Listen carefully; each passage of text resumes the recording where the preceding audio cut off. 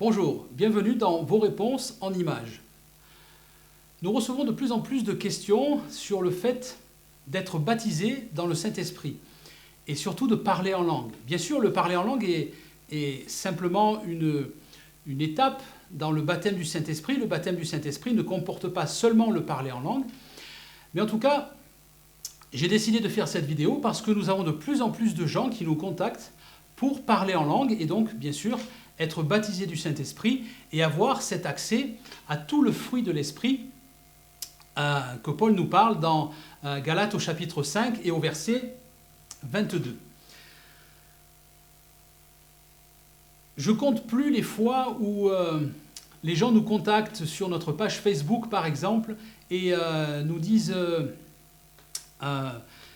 il m'appelle par message privé, me dit « Franck, j'ai envie de parler en langue, j'ai envie d'être baptisé du Saint-Esprit ». Ou alors, les gens me contactent et le plus souvent, c'est « Est-ce que vous pouvez prier pour moi, pour tel cas, etc. etc. » Alors, pour ceux qui me connaissent maintenant, vous savez que je ne prie jamais pour les gens d'une manière seule comme ça. Alors, avant que certaines puissent bondir, je vais m'expliquer. Ce que je veux dire, tout simplement, c'est qu'à chaque fois que quelqu'un nous contacte à LVBN dans notre ministère et nous dit « Est-ce que vous pouvez prier pour moi ?»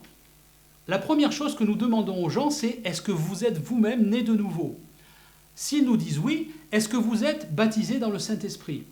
S'ils nous disent oui, alors nous leur expliquons et nous leur proposons d'apprendre comment prier avec efficacité. Bien sûr, si il y a urgence, et c'est la plupart du temps le cas, nous leur disons, bien sûr, nous allons prier, pas pour vous, mais prier avec vous, de façon à ce que les gens soient acteurs. Dieu ne veut pas des chrétiens qui soient passifs comme ça, mais Dieu veut des chrétiens qui soient autonomes. Et ce que nous faisons dans notre ministère LVBN, je dirais notre but premier, c'est de rendre les chrétiens autonomes. Donc ce n'est pas une bonne solution pour nous. Alors bien sûr, on pourrait le faire comme beaucoup le font. Envoyez-nous de demandes, de prières, etc. Et nous prions pour vous, etc. d'une manière, je dirais, impersonnelle et sans regarder. Ce n'est pas ce que nous faisons et ce n'est pas ce que j'ai décidé de faire parce que ce n'est pas ce que la Bible nous enseigne. La Bible nous enseigne que chaque chrétien a reçu la même chose et chaque chrétien doit apprendre à grandir et à devenir mature. Donc pour revenir sur notre parler en langue, à chaque fois que les gens nous contactent, la plupart du temps, ils sont nés de nouveau, mais il arrive parfois que ces gens ne soient pas baptisés du Saint-Esprit. Alors ce que je fais dans le message privé de Facebook, je leur dis « Est-ce que vous voulez être baptisé du Saint-Esprit ?» et avoir cette évidence en parlant en langue. Et je dirais que la plupart du temps, les gens me disent « Oui ». Alors je leur dis « Ok, très bien, alors on va faire ça tout de suite ». Ou si vous n'avez pas le temps maintenant, on se retrouve un autre jour et on prend un créneau horaire.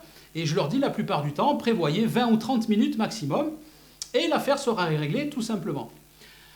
Je dirais que nous avons pratiquement 100% de réussite dans ces cas-là. Et encore une fois, je ne compte plus les gens qui ont été baptisés du Saint-Esprit par l'intermédiaire du chat Facebook, que ce soit comme Skype ou peu importe. Ça fonctionne d'une manière parfaite.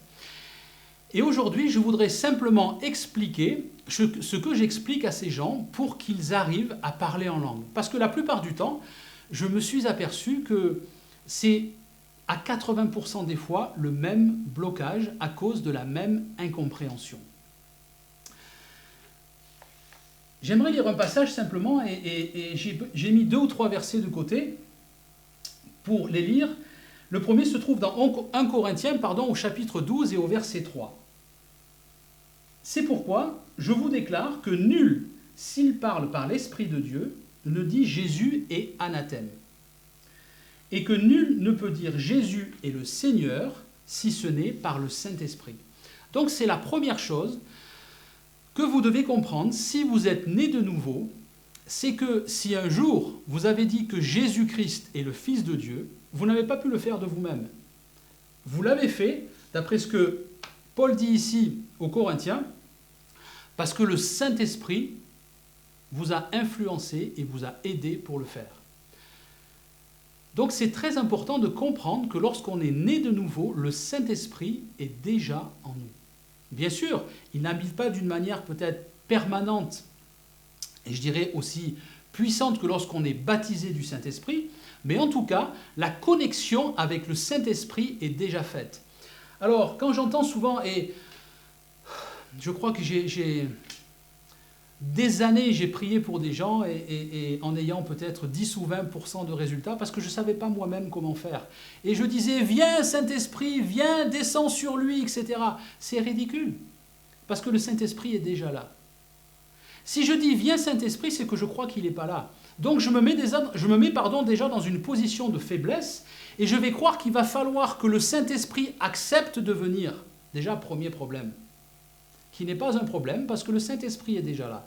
Donc si vous êtes né de nouveau, si vous avez besoin d'être baptisé du Saint-Esprit et de parler en langue, vous devez comprendre que la connexion entre le Saint-Esprit et vous est déjà faite. Ce n'est pas la peine de dire « Viens Saint-Esprit ». Ça ne sert absolument à rien parce qu'il est déjà là. Si vous avez pu dire « Jésus-Christ est le Fils de Dieu » pour passer par la nouvelle naissance, c'est grâce à lui.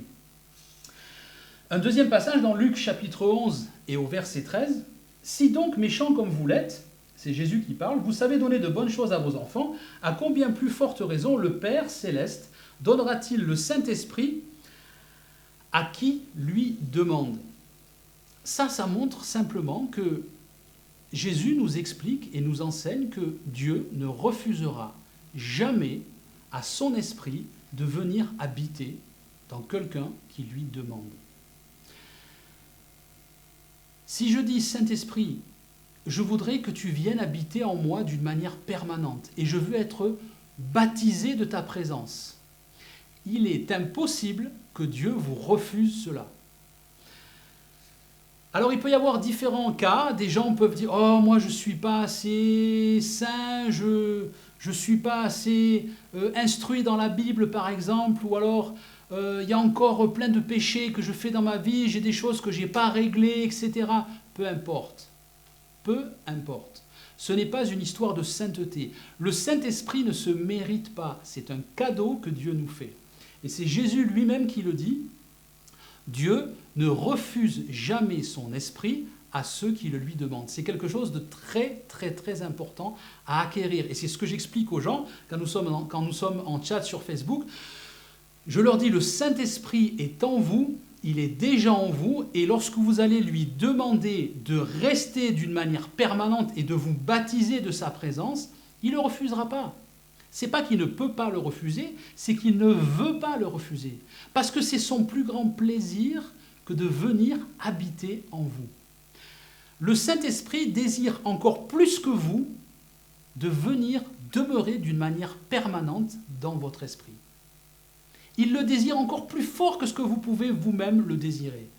C'est très très très important à assimiler et à comprendre dans sa pensée. Très important. Maintenant, ce que je rencontre souvent aussi, c'est que la plupart des gens, en tout cas une grande majorité de chrétiens, pensent que lorsqu'ils vont être baptisés du Saint-Esprit, le Saint-Esprit va venir et va prendre le contrôle de leur bouche et va les faire parler en langue. Alors ils sont là, ils attendent et ils disent « Merci Saint-Esprit parce que tu me baptises, etc. Merci parce que je parle en langue. » Et ils attendent. Alors il y a deux options, ou je dirais il y a deux cas qui peuvent se présenter. Le premier cas, c'est les gens qui parlent sans arrêt. Ils parlent sans arrêt. Si vous parlez sans arrêt, vous ne pourrez jamais parler en langue. Si vous voulez commencer à parler en langue, il faut d'abord vous arrêter de parler votre langue, c'est-à-dire le français. La deuxième chose, c'est de croire et de comprendre où le travail du Saint-Esprit commence et où le travail du Saint-Esprit s'arrête. Le Saint-Esprit ne va absolument pas venir et prendre le contrôle de votre bouche. Il ne le fera jamais. Pourquoi ? Parce que le Saint-Esprit ne force jamais personne. Si vous lisez mon étude sur le Saint-Esprit, vous comprendrez que le Saint-Esprit est quelqu'un qui nous enseigne, qui nous propose des choses, mais il ne nous force jamais. Contrairement à quelqu'un qui peut être possédé d'un esprit démoniaque, par exemple. Là, l'esprit démoniaque ne va pas lui demander son avis. Le Saint-Esprit nous propose les choses, mais ne nous force jamais à faire quoi que ce soit.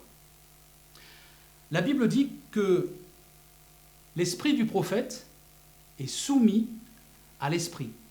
C'est-à-dire que, tout simplement, le Saint-Esprit ne nous forcera jamais à faire quoi que ce soit. Donc, il ne viendra jamais prendre possession de votre bouche et vous faire parler en langue, ça n'existe pas. Il faut comprendre donc ce que je disais, où le travail du Saint-Esprit commence et où il s'arrête. Le Saint-Esprit est en vous, si vous lui demandez de venir habiter en vous, il ne vous le refusera pas. C'est ce que Jésus nous dit dans l'évangile de Luc. Donc, il faut considérer que le Saint-Esprit est déjà en nous. Comment va se passer ce processus? Lorsque je vais lui demander d'être baptisé de sa présence, le Saint-Esprit va tout simplement mettre des mots en langue dans ma pensée. Tout simplement. Et il va s'arrêter là. Il n'ira pas plus loin. Ensuite, c'est à moi, lorsque j'entends ces pensées, c'est à moi de les prononcer tout simplement avec ma bouche. Exactement de la même manière que lorsque je vais penser à quelque chose, si je le pense, ça reste au niveau de ma pensée. Mais si je décide de prononcer cette chose-là, c'est moi qui vais décider de le faire. Pour le baptême du Saint-Esprit, c'est exactement la même chose. Le Saint-Esprit va mettre dans ma pensée des mots et des paroles en langue. Ensuite, c'est à moi, de la même manière que lorsque je pense à quelque chose et que je le prononce, c'est à moi de me concentrer et d'écouter ces mots en langue qui sont dans ma pensée. Une fois que je les entends dans ma pensée, je n'ai plus qu'à les prononcer. Tout simplement. Et c'est là justement où le bas blesse la plupart du temps avec les gens, c'est qu'ils pensent que le Saint-Esprit met des mots et des paroles en langue en moi et va me les faire prononcer. Pas du tout. Le Saint-Esprit va les mettre dans ma pensée et stop, il s'arrête là. Ensuite, c'est à moi de prendre le relais, de me concentrer, d'entendre ces paroles dans ma pensée, exactement lorsque je pense à quelque chose. Je les entends et une fois que je les entends, je les prononce. Tout simplement. La Bible dit que la foi vient de ce que l'on entend. Et plus je vais en prononcer, peut-être ça va commencer par un mot, par deux mots, par trois mots, peut-être par des phrases directement, suivant les gens, c'est tout le temps différent, parce que chacun a une personnalité différente. Mais la Bible dit que la foi vient de ce que l'on entend. Si je commence à parler en langue, je vais entendre. Et parce que je vais entendre, je vais développer ma foi et je vais parler encore plus. Donc une fois que j'explique ça aux gens, je leur dis maintenant, nous allons nous arrêter de parler, vous allez prendre la position qui vous convient le mieux, là où vous êtes le plus confortable. Prenez la position que vous prenez tout simplement à chaque fois que vous priez, que ce soit debout, que ce soit assis, que ce soit même allongé, parfois, peu importe. L'essentiel, c'est que vous vous sentiez relax et que vous vous sentiez d'une manière confortable.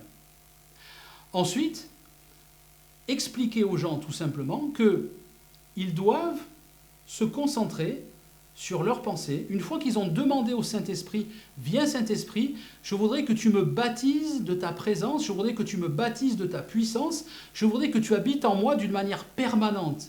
Et maintenant, je reçois ce parler en langue au nom de Jésus-Christ.